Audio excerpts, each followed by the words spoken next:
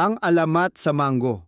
Dihay usa ka tawo nga ginganlagday og dog nga nagpuyo sa usa ka hilom nga baryo sa probinsya sa Aklan. Nailhan siya tungod sa iyang paspas. Kusog nga kasuko ug kanunay nga naningkamot nga makuha ang iyang gusto.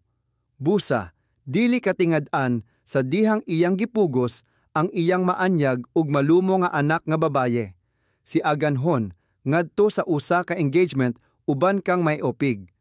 Usa ka batan-ong lalaki nga palaaway ug dominante sa makanya.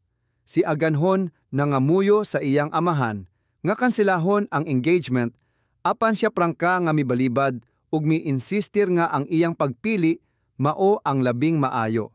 Sa adlaw sa kasal, wa na makit-i si aganhon. Ang bridal party nangita sa taas ug ubos. Hangtod nga adunay usa nga misulay sa pag-adto sa duol nga sapa og nasanggit ang walay lihok nga lawas sa batan-ong pangasaw onon nga adunay usa ka sundang nga migawas sa dughan sa kabus nga babaye. Tungod sa kaguol ug pagbasol, si daeog dog nagdamgo sa iyang anak nga babaye sa gabii sa iyang lubong. Sa damgo, gidala ni aganhon ang iyang amahan sa usa ka kahoy nga mitubo sa dapit diin ilang nakit-an ang iyang lawas.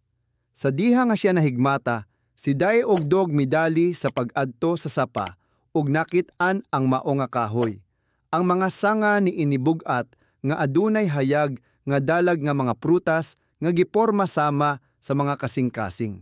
Gisulayan niya ang usa ug nakita nga kini ingon ka tamis ug kalumo sama sa kasing-kasing sa anak nga babaye kansang mga pagbati wala niya tagda.